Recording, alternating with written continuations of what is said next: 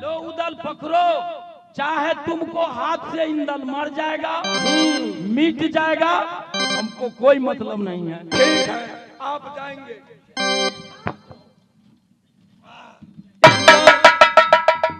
बेटा देखो मैं कौन हूँ। अरे ये क्या तुम बना रखा है?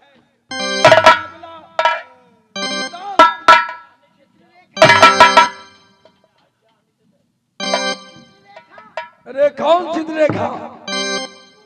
कौन है चित्ररेखा? उधर ए रेखा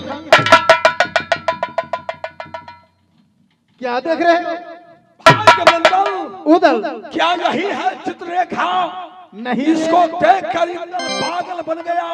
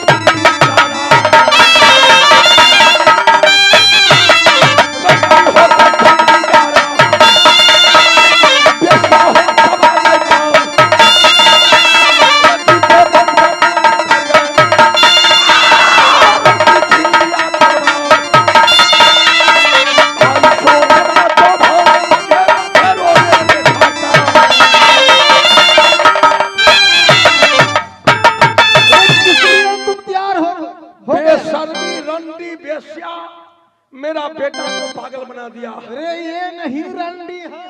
क्या कहा? अगर इसको लिए तुम पागल हो जाओगे, हाँ। या इंदल जो पागल बन चुका है तो कितना तुम पागल करोगे? कितना रंडी ढूंढोगे? नहीं समझा। रे वे रेखा तो अनेकों रेखा को मैं देखा हूँ, तू कितना ढूंढोगे? तुम्हारा एक रेखा को देखकर तुम्हारा बेटा इंदल पागल हो गया। तू भी कहता है कि जो ऐसा ऐसा रेखा को तो मैं कहीं को देखा हूँ। तुम्हारा बात समझ में नहीं आया। उदल क्या ये रेखा नहीं है? ये रेखा नहीं है, ये एक सुंदरी राजकुमारी का तस्वीर है, जैसे मैंने इस मेला में अनेकों को देखा था। अच्छा, रे सकल पदार्थ यही जगमाही, आँख कान हईने चश्मा चाही, जहने बांस तेहने टोटा, जहने बाप तेहने बेटा। क्या बात करते हो देवा? मैं नहीं कहता हूँ। रे ऐसे ऐसे रेखा को मैंने को देखा, ये सब मिलती है हाथ बाजार। चलो मेरे भाई अब मेरे संग मैंने को रेखा से हम देंगे, वो रेखा मिलाएंगे हम कहीं में।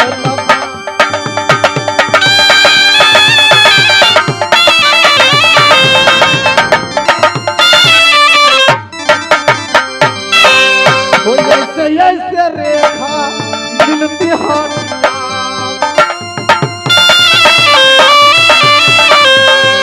ऐसे रेखा मिलती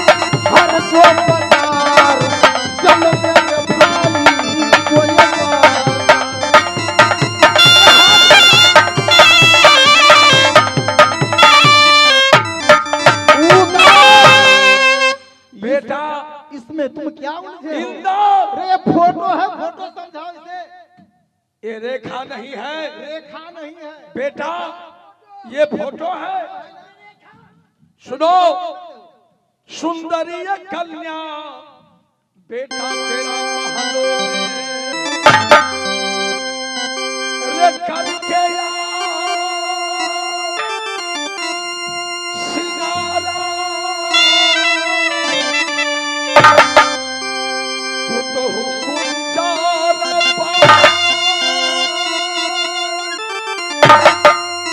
रे सुंदरी दुल्हन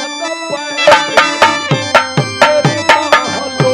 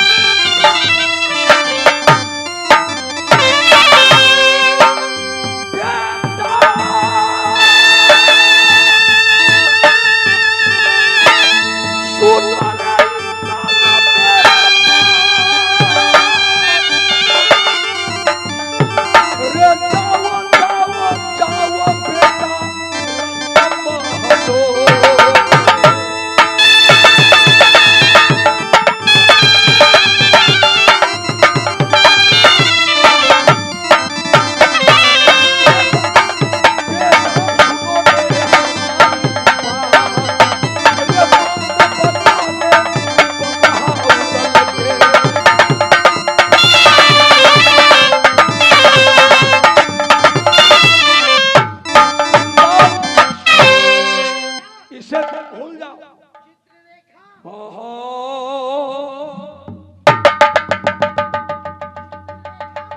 इंदल, चित्ररेखा।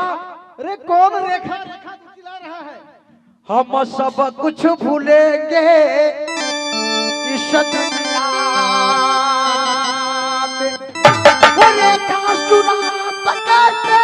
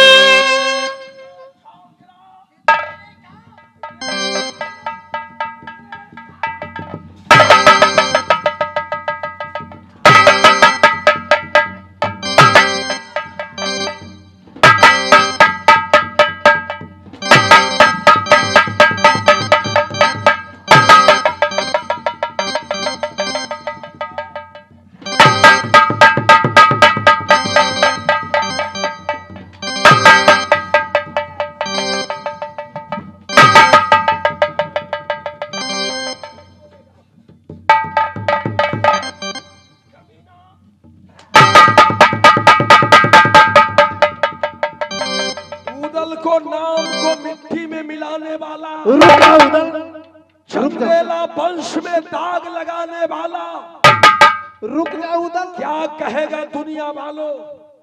उदल का भतीजा एक लड़की को चित्र देखकर पागल हो गया। हाँ, मेरा नाम तुम मिट्टी में।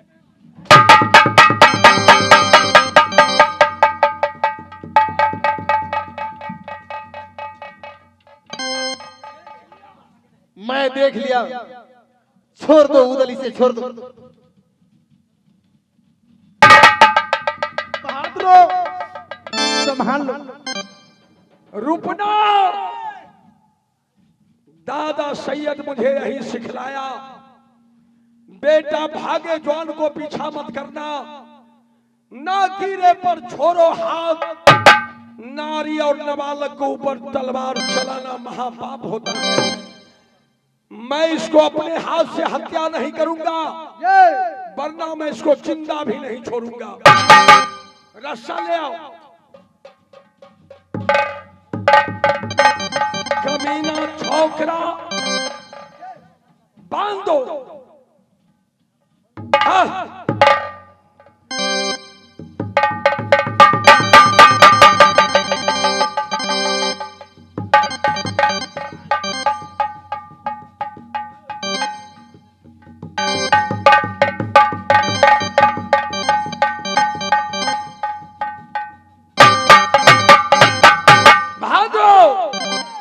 छोकरा को ले जाओ, कारागार में बंद कर दो, आंख कान में शीशा भर दो, पोर पोर में कांटी ठोक दो, 80 मन का सिला इसको सीने पर रख दो, 35 मोरा नमक ऊपर से छीट दो।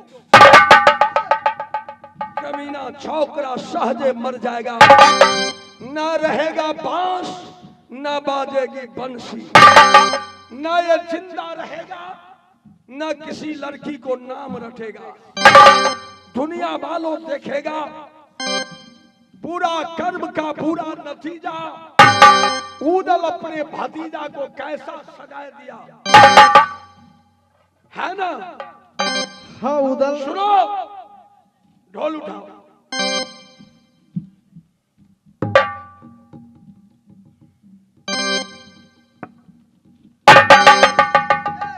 ढोल पीट कर कह दो मोहब्बा निवासी से, आज उदल महाराज अपने भतीजा इंदल को कारागार में बंद किया है।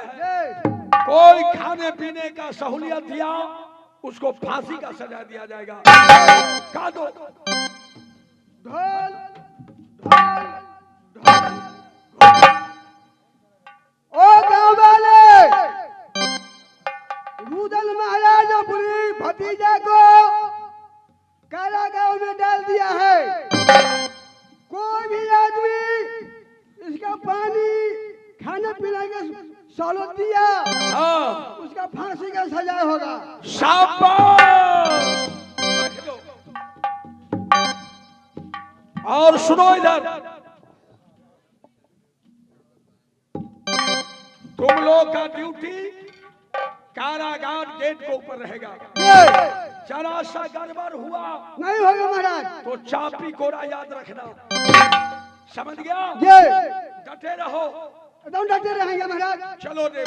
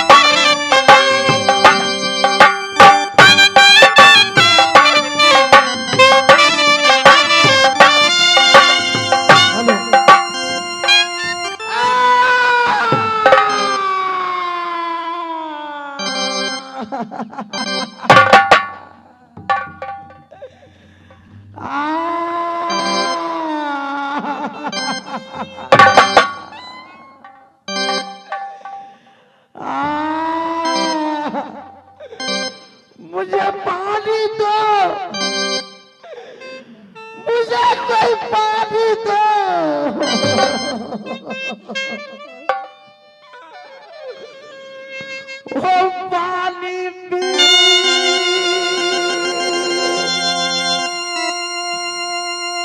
ना सुखाता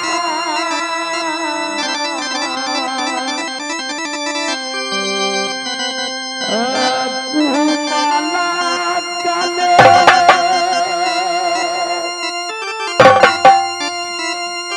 ओ पानी पी ना सुखाता मेरा कुमाला गले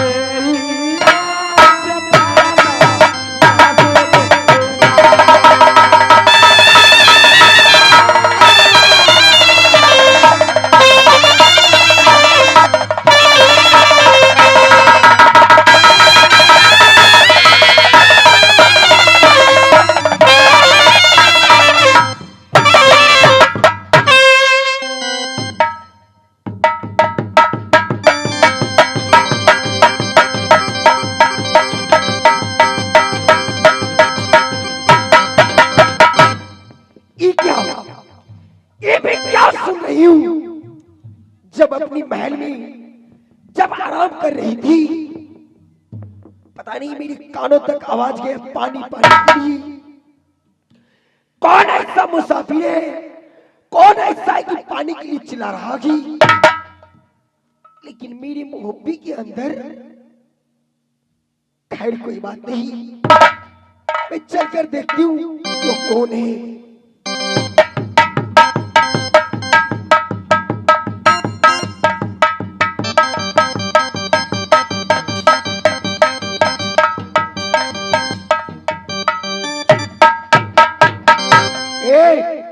सुनो,